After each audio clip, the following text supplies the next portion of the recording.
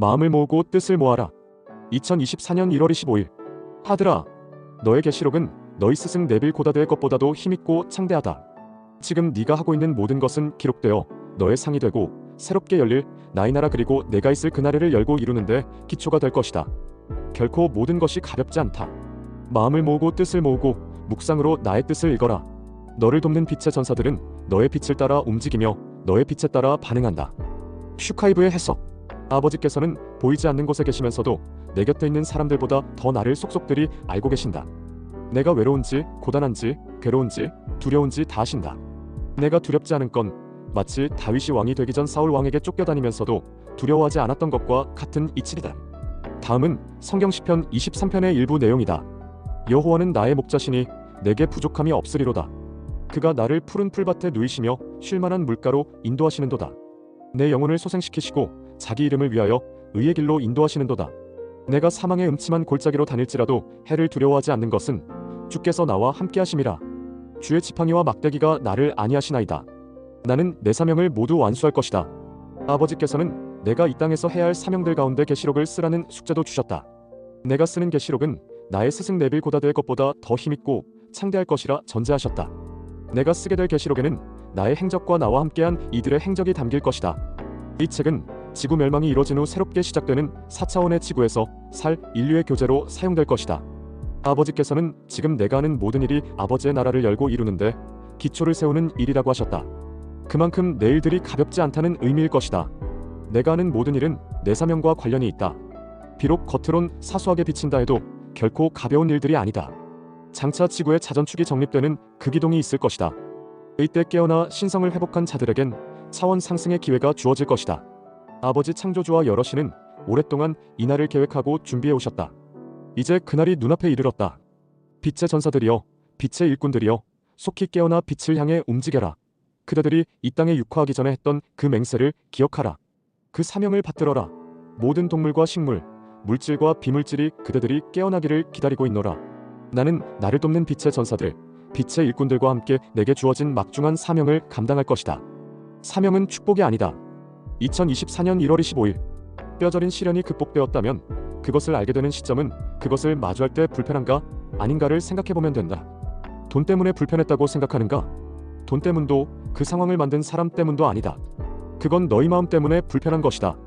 그것을 넘어설 수 있도록 호되게 훈련시켰고 책으로도 쓰게 했다. 너의 책은 제일 먼저 너를 깨우기 위한 목적임을 알아야 한다. 대의를 위해 많은 카르마를 해소하고 정화해야 했기에 필요했던 과정이었음을 잊지 마라. 너를 헤아려 했다고 생각하는 그들 또한 너의 카르마를 정화하고 해소하는데 쓰임을 다했다고 생각하면 억울할 것도 분노할 것도 없다. 오히려 감사함이다. 잊지 마라. 모든 시간과 공간을 망라하여 많은 카르마가 연결되어 있다. 그것을 너희는 잘 알지 못한다. 직감을 흐리지 마라. 좋다, 나쁘다로 판단할 것도 아니다. 다시 말한다. 사명은 축복이 아니다. 감당해야 하는 일을 따름. 당연히 불편하고 고통스럽다. 모으고 정화하고 흘러넘쳐야 한다. 가두면 빛을 잃고 썩으며 아프게 도려내야 하느니라. 슈카이브의 해석. 그동안의 내 삶을 돌이켜보면 모든 순간이 전투였고 전쟁이었다. 어느 한순간도 평온한 날이 없었다. 다른 사람들은 신께서 기회를 주신다면 과거로 돌아가 후회 없이 살고 싶다고들 한다. 하지만 난 눈곱만큼도 그리할 마음이 없다. 내가 쓸 수 있는 열정을 모두 끌어모아 쓴 만큼 지난 날들에 대한 후회가 전혀 없기 때문이다. 어린 시절 우리 집은 우리 마을에서 가장 가난했다. 나는 기초생활수급자 가정에서 자랐다. 병원비와 중고등학교 등록금 등 국가로부터 많은 도움을 받았다. 내가 국가에 감사한 마음을 가지고 있는 이유다. 하지만 마음 한구석에는 늘 수치심 같은 것이 웅크리고 있었다. 친구나 반 아이들은 대놓고 나를 조롱하거나 무시하지는 않았다. 그저 나 혼자 그런 마음을 갖고 있었을 뿐이다. 나는 간절히 작가가 되고 싶었다. 성공하고 싶었고 경제적 자유인이 되고 싶었다. 육신의 아버지는 내 나이 28살 때 음독해 세상을 떠나셨다. 그때 그런 내 바람은 간절함을 넘어 피멍울처럼 내 가슴에 맺혔다. 나의 유년 시절 그리고 10대 시절 동네 어른들이 우리 엄마와 아버지를 어떻게 대했는지 똑똑히 기억한다. 아버지에게 말로써 상처를 주거나 업신여기곤 하는 행태를 보였다. 심지어 사람들 앞에서 아버지를 폭행하는 일도 있었다. 나와 누나들은 울음을 삼키며 마을 사람들이 우리 부모님을 폭행하는 장면을 지켜보았다. 부모님이 한패로 똘똘 뭉쳐 자신들을 괴롭히는 그들과 맞서 싸우는 걸 보면서 마음이 매우 아팠다. 그때 우리 형제는 너무나 작고 어렸다. 그럼에도 불구하고 작은 누나는 큰 소리로 아버지에게, 어머니에게 맞서지 말라고 소리쳤다. 지금도 그 장면이 눈에 선하다. 이 글을 쓰는 지금, 이 순간 나도 모르게 눈시울이 뜨거워지고 마치 탄산수를 마신 것처럼 코끝이 찡하다. 두 눈에서는 하염없이 눈물이 흐른다. 당시 부모님이 느꼈을 수치심과 모욕감, 억울함, 분노가 그대로 내 가슴을 후벼 팠기 때문이다. 나의 유년 시절과 초등학교 시절, 아버지는 술을 드시고 거나하게 취하면 자주 우셨다. 아버지 입장에서는 참 많이 힘들고 억울하셨을 것이다. 당시 나는 그런 아버지의 모습이 정말 보기 싫었었다. 너무나 창피스러워 아버지가 내 이름을 부를 때면 못 들은 척했고 뒤돌아 아버지를 욕했었다. 아버지가 나를 안고 만지면서 때로는 우시면서 꼭 성공해야 한다. 대통령이 되어야 한다. 꼭 국회의원이 되어야 한다. 어떻게든 성공해야 한다. 아버지가 못 배우고 재산도 없어서 사람들이 얕잡아 보니 너는 꼭 성공해야 한다. 라고 피투하듯 말씀하셨던 기억이 난다. 나는 대충 그렇게 하겠다고 대답하고 나서 얼른 아버지의 품에서 빠져나오곤 했었다. 마음속이 온갖 생채기로 얼룩져 있던 아버지가 아직 어린 아들에게서라도 위안받고 싶어서 그러셨을 텐데 지금은 아버지께 참 많이 죄송했었다고 말하고 싶은 마음뿐이다. 그때의 아픈 기억들이, 상처들이 무슨 일이 있어도 성공해야 한다. 성공하는 것이 최고의 복수다 라고 마음먹게 했다. 나는 우리 아이들에게는 절대 그와 같은 아픔을, 상처를 물려주지 않으리라 다짐하고 또 다짐했다. 그동안 나는 오로지 꿈만 좇으며 살아왔다. 성경 속 예수께서 알려주신 우주의 법칙을 실천하면서 그렇게 나는 과거 내가 소망했던 모든 것들을 이루었다. IQ 89, 언어장애, 기초생활 수급자가정, 전문대 출신, 신용불량자, 아버지의 죽음 이후 떠안은 거액의 비주산. 이런 악조건 속에서도 남들이 부러워할 만한 성취를 이뤄낸 것이다. 개인적으로 300권의 책을 썼고 1200명의 제자를 가르쳐 작가가 되게 했고 16권의 초중고 교과서에 글이 수록되었으며 글쓰기 훈련 시스템 특허, 책 출판 가이드 시스템 특허, 부동산 40개를 보유한 자산 200억의 자수성가 부자가 되었다. 나는 나름 내 분야에서는 독보적인 존재라고 생각하며 즐겁고 행복하게 살고 있었다. 그렇게 살아가던 어느 날이었다. 정확하게 말하자면 2023년 11월 24일 유리엘 대천사가 나를 찾아왔다. 이때부터 내 삶은 완전히 달라졌다. 그 후 가브리엘 대천사장, 라파엘 대천사도 찾아옴. 남들 보기에는 멀쩡하던 사람이, 그것도 너무나 부러워하던 위치에 있던 사람이 하루아침에 정신 이상자가 된 것으로 비칠 수도 있었을 터. 그 심정 충분히 헤아릴 수 있다. 입장을 바꿔 생각해보면 나 또한 그럴 수 있기 때문이다. 유리엘 대천사는 2개월 동안 매일 내게 아버지 창조주의 메시지를 전했다. 아버지께서는 대천사를 통해 지금 지구 카르마의 무게는 더는 감당할 수 없을 만큼 무거워졌으며 그로 인해 곧 지구 크기동, 지구 멸망이 이루어진다고 알려주셨다. 내가 2000년 전 지구별에 태어났던 예수라고도 하셨다.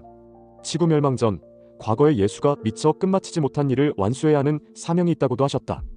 그리고 은하계의 수많은 행성이 연합해 결성한 은하연합의 여러 모선과 수백만 대의 UFO가 지구 대기권에 포진해 있다고 알려주셨다.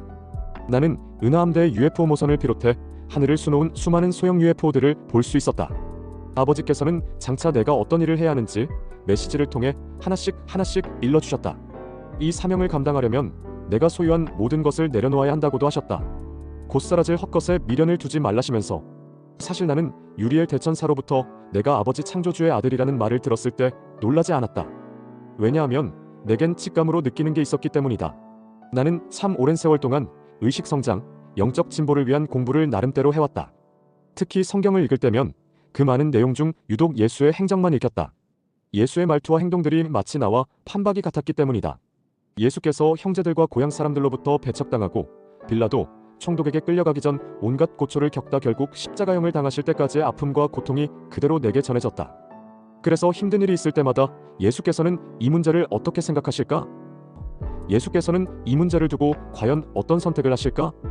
이런 질문들을 던졌고 결국 답을 찾아내곤 했다. 그런데 문제는 내가 가진 재산이었다.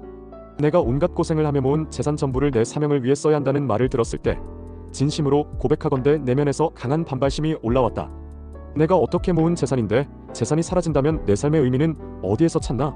지금 이 세상은 돈이 없으면 사람 취급을 못 받는 세상 아닌가? 유리엘 대천사는 지구에서 안 살아봐서 잘 모르시나 보다. 이곳은 천상계의 의식화폐처럼 돈 없인 살 수 있는 곳이 아닌데. 이런 생각들이 꼬리에 꼬리를 물고 이어졌다. 생각을 거듭할수록 사명보다는 억울한 마음을 추스르기 바빴다. 지금 생각해보면 사명의 가치보다 물질의 가치에 더 무게를 두었던 탓에 겪었던 마음고생이다. 나 혼자서 고민에 고민을 거듭하고 있을 때였다. 아버지께서 혼돈 속에 빠진 어리석은 아들이 안타까우셨는지 위에 메시지를 보내주셨다. 이 메시지를 거듭거듭 읽으면서 나는 아버지의 뜻을 온전히 이해하려 애썼다. 그러다 어느 순간 머리에 철퇴를 맞은 것처럼 정신이 번쩍 들었다. 나 자신이 얼마나 어리석었는지 깨닫고 나자 어디론가 숨고 싶은 생각만 들었다. 고백하자면 너무나 부끄러웠다. 이는 그동안 내가 300권이란 책을 쓴 목적이 그 누구도 아닌 나 자신을 깨우는데 있었다는 걸 깨닫는 계기가 되었다. 경제적 자유인을 꿈꾸면서 자산가가 되었지만 나는 진정한 자유인은 아니었던 셈이다. 아직도 내 영혼이 마음이 돈에 구속되어 있었으니 내가 돈을 소유한 것처럼 보이지만 실상은 돈이 나를 소유하고 있었다고 봐야 할 것이다. 앞에 메시지를 읽으며 아들이 속히 깨어나기를 바라는 아버지의 마음을 그대로 느꼈다. 돈 때문에 불편했다고 생각하는가? 돈 때문도 그 상황을 만든 사람 때문도 아니다. 그건 너의 마음 때문에 불편한 것이다. 그것을 넘어설 수 있도록 호되게 훈련시켰고 책으로도 쓰게 했다. 너희 책은 제일 먼저 너를 깨우기 위한 목적임을 알아야 한다. 대의를 위해 많은 카르마를 해소하고 정화해야 했기에 필요했던 과정이었음을 잊지 마라. 나는 많은 책을 쓰면서 카르마를 정화하고 소멸시켰다. 그리고 그게 나 자신을 깨우기 위한 훈련 과정이었다는 걸 알게 되었다.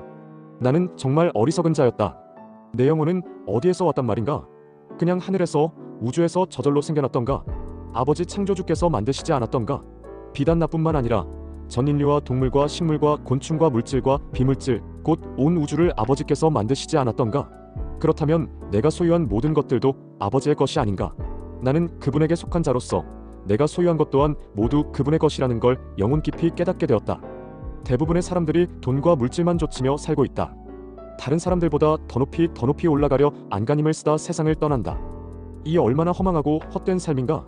행성지구에 태어난 목적이 꼭 돈과 물질, 명예 때문만은 아니라는 뜻이다.